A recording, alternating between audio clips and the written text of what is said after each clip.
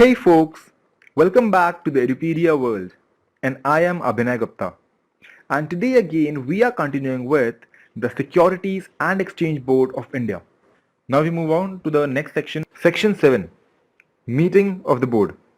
So we have already covered Section 4, Section 5, 6, 7. Now when we get into the meeting of the board, do you think this meeting is going to be any different from the meeting of the company board?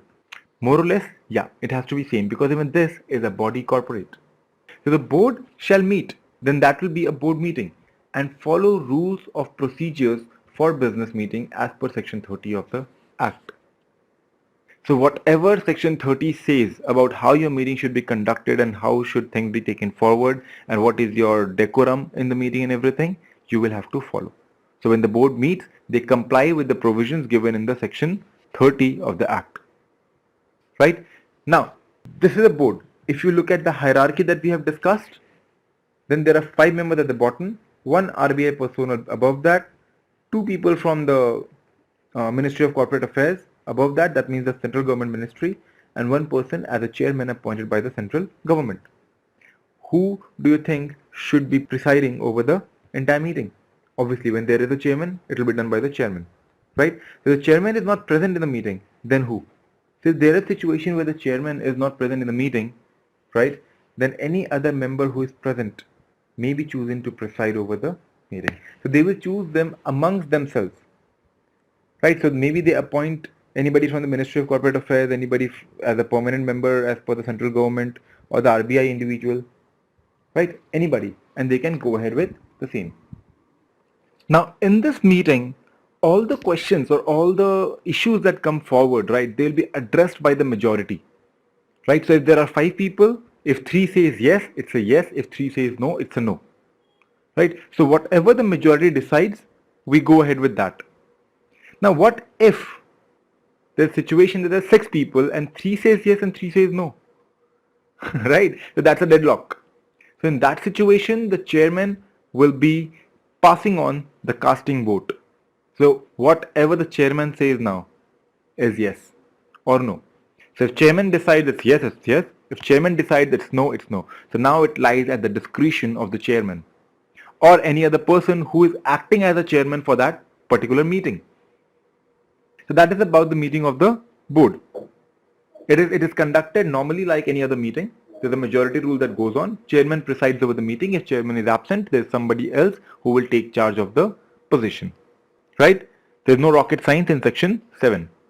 Now moving on to section number 7A. Now this is one specific situation out of section 7 that has been brought forward and discussed in section 7A. Now get back to the board meeting. Everything is going very well, right? But you are discussing a matter that is related to certain company. You are SEBI, right? The stock exchange and everything. So there are maybe certain company for which there's an issue or a matter that is a matter of concern for you in the board meeting. And there is one member in the board who is also a director in that company. He's not a director in your company. He is a member of the board. But he's a director in the other company whose topic is brought forward in your board meeting. So do you think the director should be allowed to interfere in the meeting? The answer is no. The director will not be allowed to interfere in the meeting. Neither will he be a part of any discussion, nor will he be a part of the judgment. Right? But again, understand, there's not only one topic that is being covered in the board meeting. So that director will not speak when it comes to the topic that he is discussing. So he may move out. He may go on a walk and come back. Right? When that particular topic is being discussed, he is not supposed to be there to give his input as well. There should be no biasness created. He should not at all be involved neither in the discussion nor in the decision, but only to the matters which are referred to the company in which he is a director. Otherwise, he is there for everything. So when the minutes and everything that is prepared, what is going on, everything will go on in a similar fashion. Only the topic when pops up for his company where he has any pecuniary interest, he will not utter a word. He will not be a part of the discussion. He will not be a part of the decision. That is just one point, one case study out of section 7 that has been brought out and described in section 7A, which says member not to participate in meeting in certain cases. So this is the only case. Got it? And at last, if you look at the vacancies, etc., not to invalidate the proceedings of the board. So you called a board meeting. There were people or there were members who turned up, there were members who did not turn up. So whatever is the vacancy, we don't care. Even if the chairman is not present, we don't care. Somebody else will preside over the meeting. We have already seen this in section 7. So if chairman is not there and we can still continue the meeting, so what is the issue if any other member is not there? Right? So any vacancy into any position into the meeting will not affect the validity of the decisions taken, the validity of the proceedings undertaken in the meeting. So even after the meeting is conducted and you prove that the meeting was not valid due to any certain reason, it will not affect the proceedings. The proceedings have been decided, have been taken, it is taken. If you want to be present in the meeting to impact that, be present. If you're not present, it's okay. Meeting will not stop and the proceedings will not be hampered. That is what section 8 has to say. Right? So I understand you are clear. Now these topics that we are discussing, these topics will not pop up in your examination. It is just for your understanding so that you get the feel when you're discussing SEBI, so that your mind starts operating because you start visualizing these things, right? So did I tell you earlier in any of the classes that I'm also an NLP trainer? Not a trainer, a hobby NLP practitioner, you would say. So NLP is neuro-linguistic programming. So one key element that I would bring here as a takeaway is that unless and until you create a picture about something in your brain, it doesn't last long. Because nothing stays in your conscious brain. Whatever is an element into it is a part of your subconscious mind. Right? So whatever thoughts you have, all those are reality for subconscious mind. Right? So be very sure about the thoughts that you have. Don't let negative thoughts pop in because that's a reality for your subconscious mind, and that impacts you to a great extent without you even knowing it. Right? So that is when I discuss all these small topics and I make you imagine about the board meeting and everything, the pyramid and everything. Why? So that you form an imagery in your mind and that imagery seeps into your subconscious. Mugging up is not easy. You will have to create a picture at the back of the mind. And these things are the key ingredients into your picture.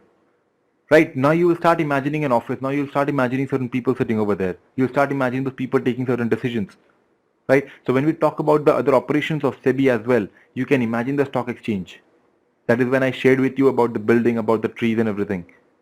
You create a picture out of it. Like if you come out of a movie and somebody asks you, right now Sultan was a movie, or you would say, yeah, Sultan was the movie. Harna nahi gitta. Right? People coming out, people you start using these dialogues. But understand, when you refer to the movie Sultan, the entire picture comes in front of your eyes. Why? Because you did not mug up anything. You related to it. You picturized it into your subconscious. So it pops up. Because everything since your early childhood is stored in your subconscious. Help it to pop up. Right? So understand, although I'm here, I'm teaching you, I'm helping you understand the topics and everything. But what is it that will help you to actually keep these things in mind is how much of picturization do you do at the back of your mind. So that is something out of the topic. Let's cut it short. Just keep that in mind, right? And then we'll pick up section number 11 in the next lecture, and that is something we need to discuss. Long topics over there. Many points, right? But once you start relating to it and creating pictures, it becomes very easy. So we'll see how we cater to that portion in the next lecture, right? Stay tuned. The next lecture is gonna be interesting. I'll see you guys back in the next lecture. Until then, this is Abhinay Gupta signing off. Thank you and bye-bye.